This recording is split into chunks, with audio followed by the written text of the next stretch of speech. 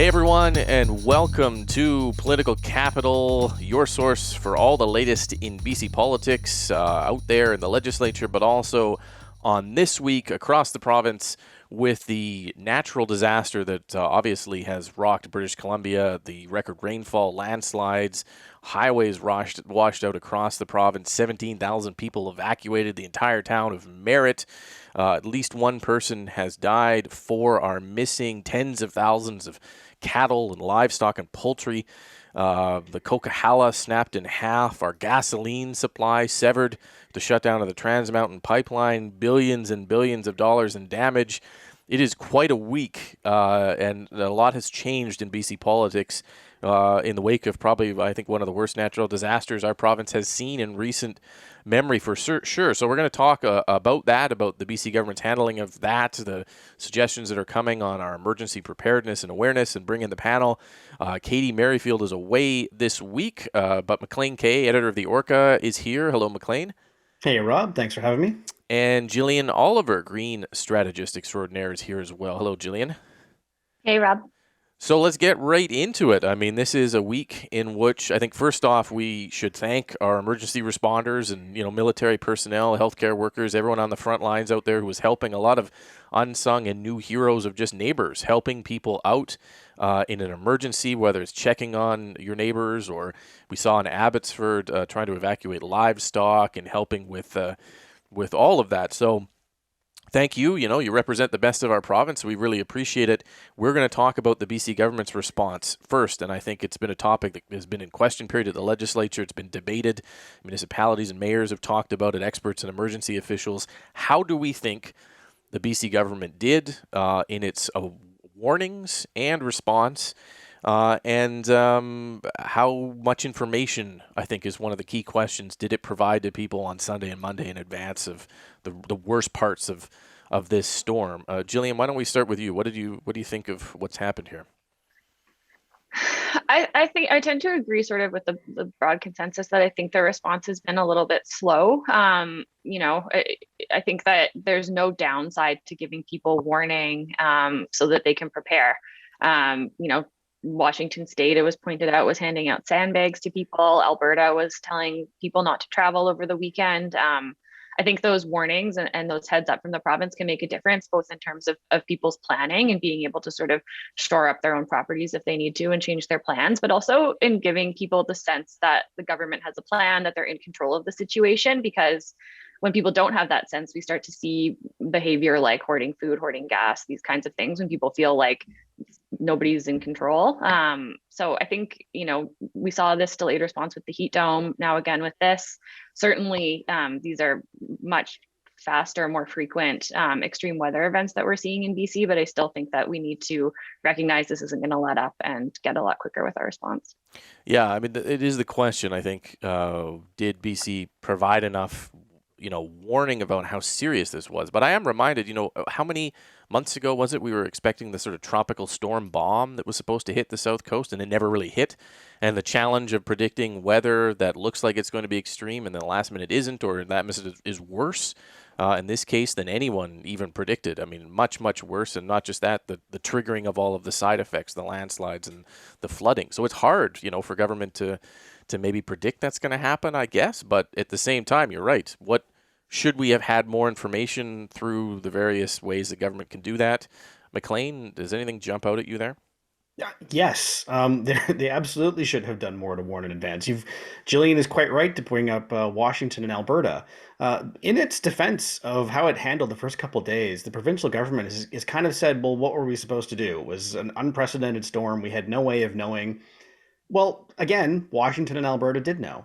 And to your point about, what happens if you cry wolf? If we say there's an extreme weather event and it just kind of dissipates, you can only cry wolf so many times before it becomes a problem and people ignore it when the big one hits. Point well taken. And that's a valid thing. But in some ways, it'd be a nicer problem to have than the one we have now, which is we're waiting for, in Mike Farnworth's words, a silver bullet. When we don't need a silver bullet, we need the province to use whatever tools it has on hand in a crisis. And, we'll hopefully learn and be better prepared for the next crisis, but we can also wait until that one comes and deal with it then. In the meantime, people would have been better served to get more information in advance, at the very least warned to stay off the highways. And you're right, to Jillian's point, some of the lineups we're seeing in grocery stores, empty shelves, gas shortages. If people had, 48 hours to say it'd be great to top off the tank, people would be in a lot less dire circumstances right now. Although, it could trigger panic as well. And I guess we heard government repeatedly say in this, several times in this response, they didn't want to panic people. And so that thin line between warning and panic, we see the grocery Yeah. stores now emptying out, the gas stations full. The core system that we have in BC, where local governments are expected to take the lead, declare emergencies, respond, the province kind of assists when asked, and that's how our emergency system is built, preparedness and response in BC. Does it work in the case when the entire province is hit with a disaster? Does it make us question the underpinnings of how we kind of respond? It took a few days before BC declared a state of emergency. Another argument from the government that declaration doesn't do anything physically to put boots on the ground, but it's very important for people to hear. Does it cause us to question the structure, I guess, of our responsiveness, Jillian? I think that there are merits to, letting local governments take the lead. They are in the ground. They know the situation in their communities the best. They also tend to know, what kind of response is going to be most helpful for their communities. That said, I think, when you have, a small localized emergency, I think that's the case. This is very much a provincial emergency. We're talking about like every single provincial highway pretty much impacted that are, in rural areas, not actually even in areas where there is, a city or a town. So I think that there's times where that makes sense, and there's times where I think the province needs to show stronger leadership, and this was one of them. Maclean, the structure, does it make sense to you? Or I know the Solicitor General's talked about reviewing it next year, the emergency management system, but does this kind of tell us something about how we're doing it? The structure makes sense when you have things like it's like two disasters ago now, but do you remember the tornado that went through, Point Grey and the Vancouver's airport? Of course, it doesn't make sense to send out a provincial alert for a very localized weather event that simply isn't going to affect people in Kamloops. But this storm, as Jillian quite rightly pointed out, flooded Abbotsford. All of Merritt had to be evacuated. Much of Princeton was evacuated. This was a large-scale problem. And it's one thing to rely on municipal governments when you're talking about a jurisdiction like Vancouver or Victoria. In one of the cases that happened over the weekend, one of the highways that probably should have been closed was in the District of Kent, which has 6,000 people. And I'm not familiar with, how much of a municipal governments the District of Kent has, but it's probably safe to assume they just don't have the resources or people power to act quickly. And so relying on the District of Kent to be aware about closing a vital highway it's ridiculous. And so, yeah, they are quite right to question it. And at a certain point, why do we have provincial tools if we're deferring to lower levels of government to use them? Yeah, the highways are a great example because provincially controlled highways then become municipally controlled and regionally controlled and then provincially again. And you're wondering who is actually kind of warning people not to get on them in the first place or stop at a certain point. And those different levels of emergency alerts are confusing. Speaking of tools, there was a lot of discussion this week about Alert Ready, and I think we've talked about it in the past before, this national tool that every other province uses to push out forced alerts to your cell phones. You don't have to subscribe or anything. You just get blasted with an alert in a certain area. It cuts into the TV and radio broadcast too. BC has never used them, reserves it for tsunamis for whatever reason. In the heat dome, we were talking about this, and the government's saying, okay, we're going to get the system going. We're going to get it used. This disaster happens and we don't see it again, and that's a point that the Liberals have brought up in the legislature. Does that? I don't understand why Alert Ready isn't being used. I have never heard a good explanation from government. Does that put any kind of a political risk on government that they can't explain why they're not using this tool, Jillian? Or what do you think? Yeah, and I think especially, when you have such stark contrasts between us and other provinces, that starts to be an issue because we haven't seen, as far as I'm aware, any negative consequences arising from provinces using it more, even for lesser disasters. So yeah, I think that, and especially coupled with the events of the heat dome, I think, everybody understands that climate change is bringing on stronger, more frequent, less predictable weather events. But I think that, the government should learn their lesson. That was just 3 months ago. And I think that, yeah, there's no excuse for not using it this time. Just to stay with you, Jillian, because climate change, there was an emergency debate in the legislature, and the BC Greens brought up climate change, which is not really something that anyone was really talking about. It's just kind of an add-on to some sentences. Well, yeah, climate change is going to keep happening. How important is that to be discussing in an emergency like this to bring home the realities of what we're facing? I think it's really significant, I think a positive thing is that it is very much front and center in the conversation, in the media coverage of this event. I remember in 2017, I was working in the legislature during the wildfires, and we were cautious. We were a little bit nervous about linking the two because, sometimes people can say, oh, this isn't the time to sort of talk about these overarching issues when you're in a crisis. But I think it actually is the exact time, because it's when it's very visceral for people and they can feel the reality of the situation. So the province has multiple reports, including, a decade-old report of the effects of climate change on the Coquihalla that included assessments of atmospheric rivers and recommendations for how to mitigate that, as well as a more broad report from 2019 about all of the effects of climate change and how that can affect our provincial stability. So I think the opposition is right to question how fast the government has been moving on those reports when we've got clear action items coming out of them. And I think that, it should absolutely stay at the top of the agenda in the coming weeks and months. Municipalities are saying that they would like access to some of the $2 billion in carbon tax revenue to help prepare for climate change disasters like this. If we are going to continue to use a system in which local governments are stuck with the responsibility of responding, maybe we should give them more money to do it, rather than staffing up our gigantic emergency management system and alerts that we don't use provincially. But Maclean, on Alert Ready, how do we explain that to people, that there's a system that Ontario has used 200 times, Saskatchewan I think is used 100 times, Alberta, there's hundreds of times other provinces have done it, and we haven't. Prince Edward Island has used it twice. BC is the only province in the country that hasn't. And you mentioned Ontario, and there'll be people saying, well, that's Ontario, it's so much bigger. Alberta is our closest comparison in size and, of course, geography. They've used it 80 times in 2 years. So there's a weird tendency in BC, and not just for this government, to sort of ignore everything that happens beyond its borders. And it's seen as this hypothetical, untested system. We really don't know what'll happen if we start using it, so it's best to be cautious, which is ridiculous, because it is being used, as you point out, widely across the country, everywhere but here. Again, in Alberta, because that comparison will sting for the NDP. But it's difficult to understand why this system, which has worked well elsewhere, and which even Public Safety Minister Mike Farnworth in July said BC needs to prioritize using, this was during the heat wave, that's 2 disasters ago. At a certain point, you just stop banging your head against the wall and maybe just use it. And if it doesn't work, great, we'll go from there. Yeah. No, it would be nice to get a description or explanation from government on why, because in the absence of that, we're all left wondering and scratching our heads. If there's a problem with it, then that's fine. Yeah. But if there isn't, then what are we left to how do we understand why we didn't use it? So, Maclean, you wrote a column about this in the National Post this week. I encourage people to have a read of that.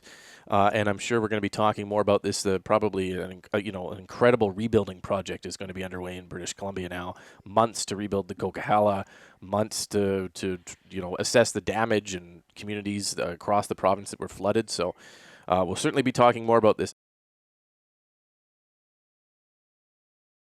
Did want to highlight one other topic, because the legislature was in session. There was a lot of interesting legislation this week, and one that we've talked about in the past, and I think we should just go around here on as well, was bubble zone. So The protest in the summer that occurred outside hospital emergency rooms from anti-vaxxers, it blocked ambulance access. Some people who went into a school in Salmon Arm and caused the school to go into a lockdown have resulted in a bubble zone legislation from government that landed this week with 20-meter bubbles around schools and healthcare facilities where you can't harass or intimidate healthcare workers or teachers or anyone going in and out. Jillian, it's kind of sad that we have to do this, but at the same time, does this step make sense in your mind?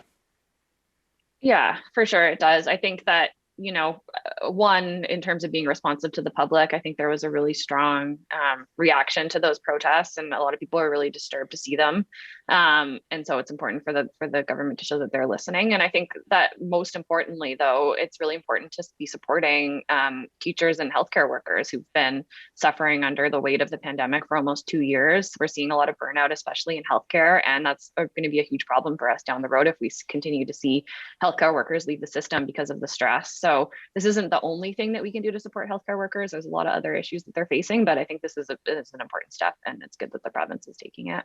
Yeah, fines of I think up to $2,000, jail time of up to 6 months, depending on the severity of the offense. The discretion is at police officers to decide whether a protest is peaceful or harassing or intimidating. Maclean, are there any sort of details about this that jumped out at you?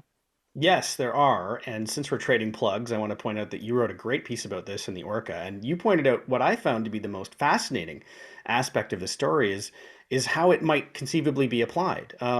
These questions were asked in committee stage to the minister David Eby, and some of the questions were things like, well, if there are completely peaceful and benign protesters at, let's say, a hospital, and another group, unaffiliated, of angry protesters show up and start being intimidating and threatening people inside, is there a risk that peaceful protesters could be arrested? And the answer was, yeah, Mm-hmm. there is. So to me, this is interesting. It's you be very careful of the crowds you're in.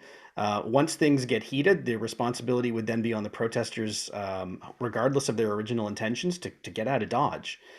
Because you will very much be, there's an association there that you would not want to be held accountable for, the maniac next to you. You might have reasonable concerns about issue X, but this guy here thinks it's all, three guys in Geneva in a secret bunker doing it. You don't want to be standing next to him. Yeah. It's something that every peaceful, benign protester in BC should really be aware of. Yeah, I mean, if you're out there protesting Parent Advisory Council funding in front of a school and someone shows up with a sign about the Nuremberg Code, you need to get out of the 20-meter buffer zone because That's right. eventually the cops are going to come by and sweep you all up.